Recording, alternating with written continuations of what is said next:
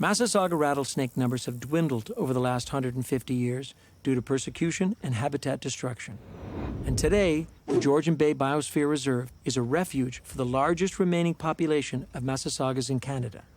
That makes people's willingness to share this place with the Massasauga very important to the survival of the threatened species. To the Anishinaabe, who have called this region home for thousands of years, the rattlesnake is respected as a plant protector that prevents overharvesting of plants and berries. Often they'll sit under a juniper bush or by the blueberries. Being in that space benefits those berries because the animals will stay away from that place long enough for those berries to ripen and to reseed themselves to the ground. This area, a lot of people don't come up here and pick blueberries because of the amount of snakes. And there is an awful lot of blueberries here. So they're here to teach us about respect. Respect for the snake, respect for the berries, respect for all of the land around us. The rattlesnake's traditional significance faded with European colonization. It quickly became a dangerous animal that needed to be destroyed. In the late 1800s, logging companies put pigs on islands to rid them of rattlesnakes before harvesting the trees.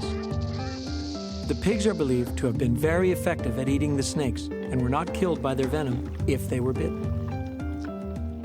Early residents and cottagers would kill rattlesnakes and anything that looked like a rattlesnake, with many families keeping rattles for trophies and offering rewards to those with the most kills. While this level of fear may be warranted for some deadly snakes in other parts of the world, for the Massasauga, it's an overreaction. Found one. Kenton Otterbein has been involved in rattlesnake research at Killbear Provincial Park for more than 15 years, and he's never been bitten. Our species, the Massasauga, is considered a pygmy rattlesnake, and it's quite small. About that big would be a big adult rattlesnake. And they're designed to kill mice. That's primarily what they eat.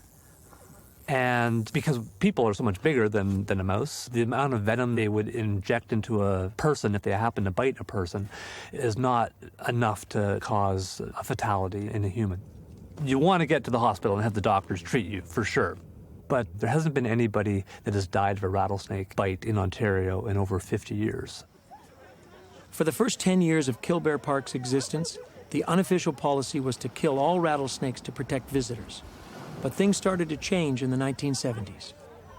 In the early 1970s, there was the realization that the park was here to protect all species and not just the cute, fuzzy mammals. And so the park stopped killing the rattlesnakes. If it was on a campsite, they would move it maybe 3-4 kilometers away to a different part of the park. The park stopped killing rattlesnakes in the 70s, but very little was known about the species. So researchers at Killbear and other parks around Georgian Bay began to study the snake. They discovered that Georgian Bay was the perfect habitat for the Massasauga. The cold-blooded species use the rocks of the Canadian Shield to regulate their temperature, and the shallow bogs that form in natural depressions of the bedrock don't freeze solid during the winter, making them perfect hibernation sites for the snakes. Unfortunately, researchers also found that by moving snakes at Killbear several kilometers away from people, they were probably still killing them, just more slowly than they had before. What we know now is that if you move a snake out of its normal range, it will keep looking for its hibernation spot in the fall. And when the frosts come, if it hasn't found its old hibernation spot, it will likely just die. So in 1992, we stopped moving the snakes long distances. If one ended up on a campsite, we would still move it, but just a couple hundred meters away. By the early 90s, biologists knew a lot more about the Massasauga. But the snake still suffered from a big public relations problem. So Killbear, in partnership with Georgian Bay Islands National Park and the Toronto Zoo, launched a major effort to get people to think differently about Ontario's only venomous snake. There's been a major push for 25 years, basically, to try and change people's perspectives on rattlesnakes, and I really think it's been working. What's your normal number for rattlesnakes? And again, it could vary hugely, I realize. We had 10 last year. Really? Okay, I think you're going to win the award today. Coexisting with the Massasauga is one of the things Glenda Clayton teaches as part of the Biosphere Reserve's Life on the Bay program. Coexisting with rattlesnakes, it's a pretty easy thing to do. It's being aware of your surroundings. It's considering what's on your feet. Most snake bites can be avoided by being careful not to step on one while barefoot or wearing sandals. The snakes will help you with this by rattling to warn you if you get too close. Despite 25 years of education, there are still a handful of snake bites every year in the Georgian Bay Biosphere Reserve. And some people still intentionally kill rattlesnakes, even though it is illegal under the Endangered Species Act.